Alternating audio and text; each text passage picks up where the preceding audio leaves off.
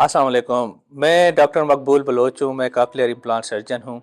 आज हम आपको ये बताएंगे कि कॉकलियर इम्प्लांट क्या होता है, इसके कितने फ़ायदे होते हैं और इसके कोई नुकसानात भी हैं या नहीं हैं, जो कि अक्सर मरीज़ आके हमसे पूछते रहते हैं। तो कॉकलियर इम्प्लांट बेसिकली एक डिवाइस होती है, इलेक्ट्रॉनिक डिवाइस होती है। ये उन बच्चों में लगाई जाती है जिनका प्रोफाउंड हेयरिंग लॉस होता है, मतलब है कि उनकी सुनाई 80%, 90%, 100% या बिल्कुल नहीं होती। तो उन बच्चों के लिए जो इलाज होता है वो कॉकलियर इम्प्लांट होता है। ऐसे बच्चों को आम हेयरिंग एड से कोई फ़ायदा नहीं होता और वो स्पीच डेवलपमेंट पे नहीं आते। कॉकलियर इम्प्लांट मैंने बताया है कि इलेक्ट्रॉनिक डिवाइस है। ये ऑपरेशन के ज़रिए हम कान के अंदर फिट करते हैं।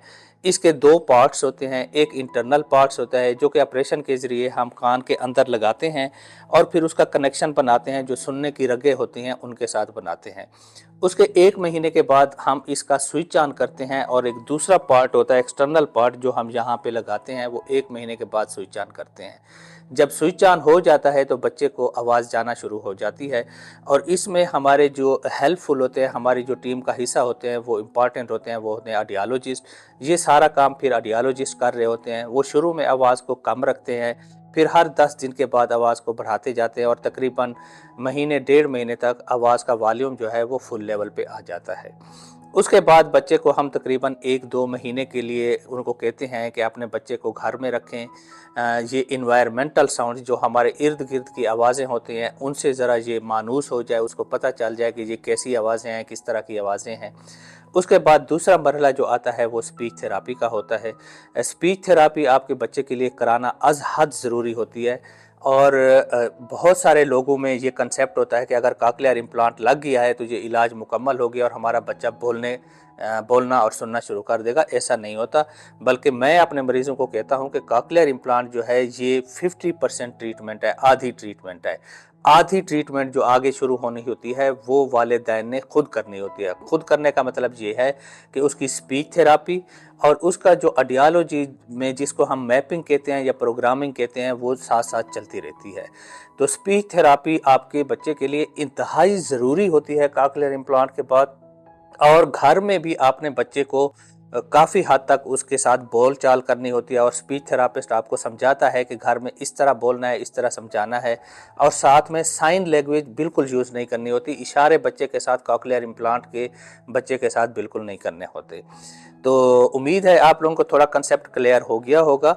यानी कॉकलियर इम्प्लांट के बाद आपकी जो ट्रीटमेंट है वो जारी रहती है।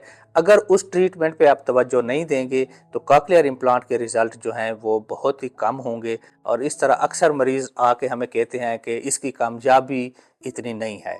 हालांकि कॉकलियर इम्प्लांट जो है वो सिर्फ सुनाई के लिए होता है और कॉकलियर इम्प्लांट लगने के बाद सुनाई आपके बच्चे की 100% रीस्टोर हो जाती है।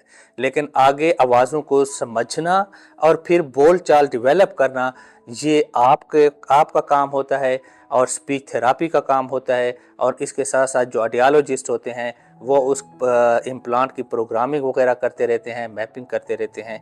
तो ये सारी चीज़ें जब मिल जाती हैं तो बच्चे की जो डेवलपमेंट होती है, स्पीच डेवलपमेंट होती है, वो प्रॉपर होती है। और इसमें एक ज़रूरी बात ये है कि ये सारा जो रिज़ल्ट्स हैं ये बच्चे की एज पे डिपेंड कर रहे होते हैं। जितना छोटा बच्चा होगा, जितनी उम्र उसकी कम होगी और ये इलाज होगा, उतना जल्दी वो स्पीच डेवलपमेंट पे आएगा।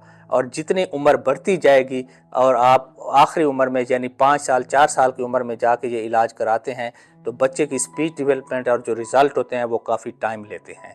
इसलिए जितना जल्दी हो सके अपने बच्चे के टेस्ट कराएं। पहली वीडियोस में हम बता चुके हैं कि पैदा होते ही पहले ही महीने में आप इसका स्क्रीनिंग टेस्ट ज़रूर करा लें और उसमें अगर कोई मसले आ रहे हैं तो 1 साल के अंदर इसका कॉकलियर इम्प्लांट हो जाना चाहिए। Thank you so much.